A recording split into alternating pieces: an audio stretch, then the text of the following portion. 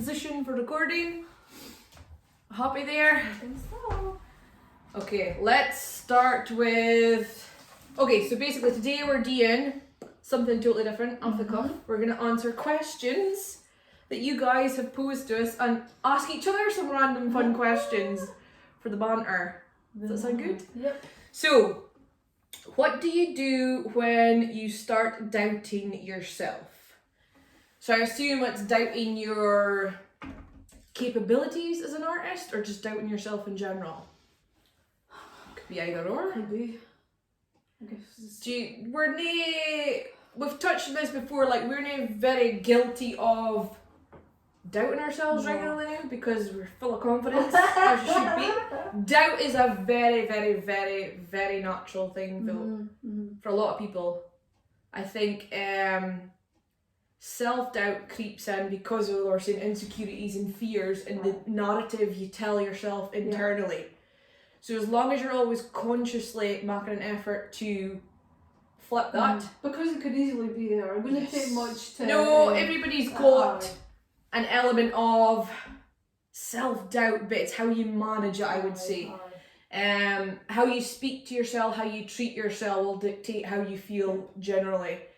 Do not put yourself down. Sometimes you're not even aware that you're doing it. So if you're criticising yourself or you're the maker, you're the creator, your own reality. So I always think you wouldn't want to treat somebody else like shit. Why are we so hard on ourselves? I can be the first person to walk into a room and be like, go you're owning it. But come home and be like, fuck, your makeup's shit today. So it's like you really need to first be conscious. Catch the thoughts as they come up. Yes, and remember they are just thoughts. So thoughts, you are in control of. You're in control of your own thoughts. Banish the self-hating, negativity, criticism you're constantly got an inner monologue of. Get rid of that. Kind of just flip the negative. Yes, to a positive. If you're really, really struggling personally to find something good about yourself or about the work you're creating, so again, if we transpose it onto it's you're doubting your capabilities as an artist, take the time out to find at least 3 positive things that you can compliment. Remember why you started in the first place. Yes, remembering why you're doing it, so the purposefulness of it. To me, that's enough alone. It's just it should be. Why am I doing this? Okay, this is why there's no. Didn't lose sight. If you're doubting yourself comes from say negativity for somebody else or criticism or crap feedback. Remember, you're not putting it out there for anybody else. It's for yourself. So realign yourself with the purpose of you doing it. Pick out 3 positive things about yourself, even doing to the bare minimum. If you got up out your bed a day, that's a positive. I'm not caring what anybody says. Your ability to do the small tasks is still a win in my eyes. And probably just get back in a comfort zone of things that bring you peace or pleasure, whether it be music, just getting back in touch with yourself, like we spoke about methods. We like to journal maybe some thoughts you've got. Meditate. I can help meditate. I was thinking going outside, like nature, read some sunshine. Yes, the little things like that makes a huge difference. If you've been stuck indoors for a while or stuck in your head, go near water. I find water really relaxing, like near an ocean or sea if it's accessible. Just a walk and trees, nature just acts really good. I think for kind of like a positive restart button, isn't it? It kind of just, and maybe that would give you the clarity. You need to kind of just lose that doubt, share that fears, just refocus on the positivity and just own it. You're fucking amazing. Do never doubt that. Everybody is in their own way. And it's honouring that uniqueness, individualness, authenticness again. It's no losing sight of that. You're not producing stuff to be the same as everybody else. It's for you and you alone. And just as long as you can always stay on top of that and grasp that, the self-doubt should fade away, I think. And that's the reason we didn't struggle with it. Because, we've conquered that. We've managed to conquer that for the most time. So, okay, second one. Do you find it difficult to fit your creative pursuits, hobbies, etc. around your day-to-day lives? This will be very different for me and you, yes. I'll let you go first, but it'll look totally different for... Yes. although I'm a mum, I do have 3 jobs. Yes. 4 in the summer. Obviously I Wild. go to the gym as well, so it is hectic and it's busy. But you just have to try and mark the time. Yeah. If you care about something enough, you will find a time, even if it's just half an hour a day. But if you can schedule in that time and just do it productively, it's or discipline, or isn't it? weekends, if you're busy during the week, find time on weekends. But and it's tiring. I mean, I am finished my jobs by like afternoon. Honestly, your willpower fascinates me because if I was doing my morning, like my mornings are hectic at different like you're up 4:30 in the morning, you go and physically work, and then you go and do a workout like before you sit and do something like this, and I'm like, how do you get the energy? Like, I do crash by the afternoon. I would need it. Coffee. No, please don't live off coffee. That's not good for you either. Like, anxiety. So no, it is hard, and it can be hard to balance. Difficult. And some days you are too tired, but it's also be like gentle with yourself. Like, dinna beat yourself up. If there's a day you can't do anything, you just come back to it tomorrow. But try and set, I think, a little bit of time aside each day, even if it's something little, or the weekend. You'll feel accomplished for doing it if you can, But it can be tricky, but I very much agree. Like, my life is very different to yours in terms of routine, but it's been busy and hectic, and it's aim-wise, it's having the discipline that if you really do feel passionate about something, you'll want to fit it in. It's just micromanaging your time. If you've got family, if you've got partners, if you've got a house, like, adulting sucks at the best of time. There's always jobs that's going to need doing, or things that you're like, what I used to struggle with was prioritising. So you're really good at knowing, like, you're a morning person, so you capitalise doing everything in the morning to give you your chill out time in the afternoon. Now my days can't always be as structured as that because it's subject to the 3 other little lives in my life. It's like some mornings I can sit and crack on because I'm physically out the household, but for the second I've got my youngest back at like 12:30, the rest of my day, like, I can't always commit to having an evening for doing my painting, for example, because some nights they settle, some nights they don't. Some nights there's more work to do than there is other things like household chores, or just like yesterday, for example, my son shit in the bathroom floor, like, came like unexpectedly, even though he's toilet trained, like just a random So like I was up the stairs in the middle of a painting session, then my daughter was like, like, honestly, like, being a mom is very colourful in ways. There's always the unexpected. So as much as I'd like to encourage people to be disciplined and structured with your time, setting aside these pockets of times, it will look completely different for everybody. Your lifestyle. Because I'm also hating to micromanage other people that dinna have a set time or structure, and the fucking do random crazy shit that can knock you off your path or plan for the day. It's maybe too much information for this podcast, but it's a reality. It's the reality. I understand, like, a lot of people, especially with the hobby side, so the Warhammer stuff and painting stuff particularly is a hobby side, not just for like commission or job. Like, so much people say that to me, how do you find the motivation to paint? How do you find the time? To do it as well. So it's a want. That is my downtime. Like, mentally and emotionally, I enjoy it. So I will try and set it aside. And other things can wait. Like the cleanliness of my house, as long as it's a general cleanliness. Same. Like, I can, like, some of my family members would much rather do a deep clean than sit and paint. They'd feel like their times they've been managed right. But as a human being, I literally need a chill out time or something that I enjoy doing for the sake of it, that feels purposeful for me. So I would rather spend an hour painting models than an hour washing skirtings and shit. So yeah, it's finding, again, if it works for you, and being disciplined, but also strict with yourself in terms of, I've got a right to go and paint and have my downtime. We're really bad at guilting ourselves to think, like I'm saying, there's a million other things you should be or could be doing, rather than sitting painting and sitting up. But fuck that, you need something. It should definitely be prioritised, yes. That's what life is about. Like, my skirtings are always going to be there, it doesn't matter what, but like, I might not always have the chance to paint or enjoy it in the pleasurable way that I do. It's the little wins and the little things like that mean something. So to keep me in tip-top mental and emotional health good, like, painting takes priority over cleaning fucking skirtings. You heard it here first. Heard it here first. Okay. I think that's... Does that answer it? I just prioritise. Just try and fit in if it works for you. Yes. Your schedule. Yes. Even if it's a tiny amount per day. A time, it's something I'll feel more and achieve. it'll build momentum over time. Yes. Okay? Definitely. What makes good art? What makes good art?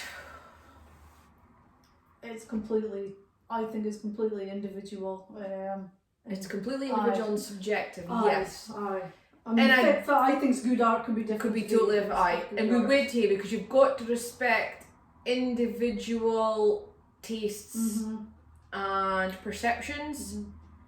But the definition of good art for me personally is something evocative, so it conjures up an emotional link to it. That's what I feel. I like that. Aesthetics is very important as well. But aesthetics is it could be aesthetically pleasing or aesthetically shocking. But it feeds back that feeds back that evocative. It's got to provoke something emotionally in me for me to go, that's so good. But it could be a feeling sad, feeling happy, feeling horny, whatever. It's a feeling. It's the definition of good art to me. Like, I could look at a bunch of sculptures, a bunch of paintings. To me, in my own personal interpretation of it would define it as good, as if it has the power or capability to evoke something in me. Does that make sense? No, I feel the That's same. how I would define it. But it'll never be the same for everybody. Sometimes you can't even put your finger on why you like something, but it Yes. maybe starts to just like you just instantly like, I love that. Yes. It's always fun just about art, like, is then, like you're saying, you like it, you're like, but I don't care why I like it. And then like, or something to it. So exploring that as well, exploring why you like something is a good way of using our work. What I don't like as well, I'm just like, oh no, like that's straight away it's nay for me. I'm getting it. Yeah.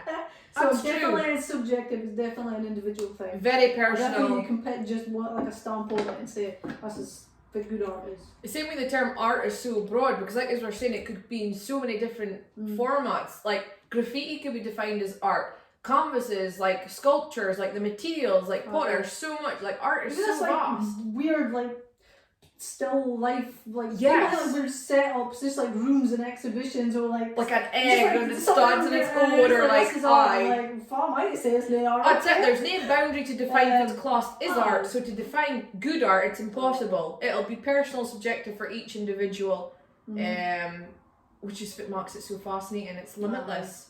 It's limitless. Okay, what else? This is for you. What tips would you give someone who struggles to come up with a paint scheme?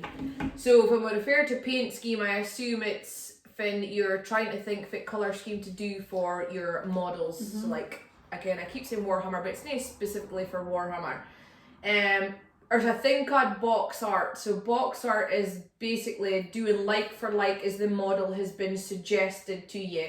So if you buy a brand new model for Games Workshop, for example, it'll show you the box art, the picture will have a set colour scheme, and it'll tell you how to paint it to achieve that scheme. That is usually how most people go into the hobby originally, just doing it like for like, but you've got the free rein to customise and do a colour scheme however you see fit. And I really in recent times have enjoyed exploring the flip of that, so like getting experimental and doing whatever scheme you want. You'll get to know over your time as a painter, and you can vouch for this even for your work, there'll be a colour palette that you're always drawn to, that you didn't realise, but the more you paint, you seem to always go to just a handful of colours that either you feel comfy with the work you're putting out based on using that, or you're just generally drawn to that colours. So I came from me like purples, like I'm obsessed with purples, right? But purples are traditionally associated with one particular chaos god in the Warhammer realm, which just so happens to be like the most dirtiest, kinkiest, naughtiest scene ever, like the god of excess and like But before even caning all this or knowing all this about that universe, I've always been drawn to like purples, lilacs, yes, contrast we like golds, metallics. They do look good together. Yes, so my palettes would predominantly always be, that's my comfort zone in painting. Mm-hmm. The knock-on effect is that good and bad, or both positive and negative, is that's my comfort, that's my default, that's the colours I can make look good in a model. But people who are looking at a model didn't like the association with that chaos god. If perhaps they're supposed to be linked with the god of like war and blood and stuff, it should be red. Or if it's the god of like a zinch, like it's more like bluey scheme, it's supposed to be like different things. So there's different elements that you can take into consideration if you were doing the hobby for the gameplay. But people need to remember, I do the hobby is painting and display purposes, not for the gameplay narrative. So the colour scheme people shouldn't get hung up on. But in terms of the question, so that's a wee bit with paint schemes and how they could work. You have the option to do like for like or deviate and make your own colour scheme. When it comes to me deciding a paint scheme, it's two factors. One, it's my comfort zone, it's maybe my vision, it's maybe a look I want to achieve. And secondly, if a customer wants. So if I'm doing it as a commission job, some people will have an army already and it's obviously to adhere to that scheme. Some people will have a vision that they're trying to put across to me. That just recently I've had a guy contact me and say to me, the models he's sending me, he wants the bulk of their armour to be dark but with the odd pops of bright colours to highlight faces, hair, weaponry. So that'll be out of my comfort zone of my traditional painting scheme, but I'll make it work for him because that's his request. But in terms of it's a blank canvas, it's the same for everybody. You didn't always know exactly what the scheme is going to come out. I didn't sit and go, I am going to mark that purple and I'm going to mark that section gold. I'll start painting and then I'll be like, I think this could complement this, or I'll experiment. So it's still intuitive. Still free flowing, it's still intuitive. Once I start a model, 9 times out of 10 that model will look nothing like what I had initially thought. Like me with my paintings. Like the starting result versus the end result, I'm always like, I'm always chuffed, but I'm like, how the fuck did I get there? So like, that's never I had in mind. We'll go with it. You can honestly only guide yourself so far, then the rest has to just come with the flow. Trust yourself as well, just like trust the process. But it's trial and error, it is. It's trial and error, experimentation, be bold, be brave, there's no fast, right, wrong, white, deep, just fucking... It could be something really cool. Yes. And again, remind yourself it's for you. Not everybody will like it. Again, I do mashups of the two different, there's like a fantasy version of Warhammer and like a future version of Warhammer. They're two different universes. They're set like thousands of years apart, like 40,000 years apart. And I'll often interchange the terrain or models for both sections to mark one diagram or one diorama. And it pisses the game players off because they're like, they're for two different universes. And I'm like, I'm not doing it for gameplay. Like literally, it's a visual endeavour to incorporate these. It's fuck all to do with further actually comfy. So it's that perception for an outsider looking in. It might look really cool as a piece of art, but for a game player, they're going to be like, well, that comes for that, and that's for that world, and that's doesn't tie up with the lore. And I'm like, oh, fuck off! Like it's that. People are in their box. Yeah, see that closedness? Oh, it drives me bonkers. I couldn't handle that. It drives me bonkers. It happens so often as well. Like I don't even kind of people realise like they're weird. Maybe no. But yeah, so you combat all that, but that's why you've got to have thick skin, you've got to have self-belief, believe in what you're doing for what you're doing. Get told. Fuck anybody else that disagrees, but try to find a paint scheme, unless you want it specifically to represent a god, like an allegiance with a certain god, so then you would stick to their traditional schemes that are like outlined in the lore. You've got the free reign to do whatever the fuck you want. So just experiment. Go with your gut that you think would look cool. Like I always love models with armour. I love playing about with because I do like the metallics. I deep brasses, like deep brasses or goldies. But it's trying to get colours to complement it. Like they go really, really well with like burgundies or purples. So that's like my go-to. But I've seen folk manage to contrast a really nice gold with a deep green or whatever. Like it's honestly, it's sometimes you're not gonna know until you're not gonna know until you try it, and if you fuck up you can always redo it again, you can always try again and you've learned from it. And colour wheels. Have you ever used a colour wheel? Nope. Colour wheels. So again, I will drop this here because like when it comes to colour theory and art theory, I never really knew any of it. Like non-educated delinquent when it comes to art for sure. But colour wheels, I've actually got one on my wall now, and it is so handy because a colour wheel is sectioned to show you like directly opposite which colour will complement it, so that you're nae clashing. If that makes sense. So like if you like do a red will complement I can't even remember offhand. I kind of want to be a rebel though, something. Yeah, it's trying to deviate from it, and sometimes I do, and it will work. But if you're nervous, I was going to say, if you're a bit nervous about being too garish or something clashing. Yes.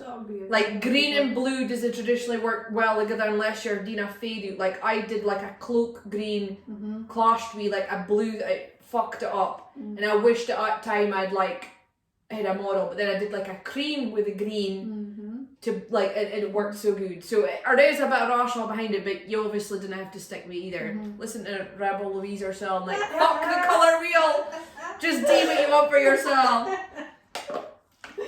That's the freedom about it. It's like you didn't have to restrict yourself. But it's good to have a bit of guidance if somebody's feeling a lot better. If you're a bit nervous or apprehensive about where to start, or if you've got one base colour down and you want to know if it would be good advice to go for opposite, a colour wheel or a colour chart that can be picked up for pennies basically online, really handy.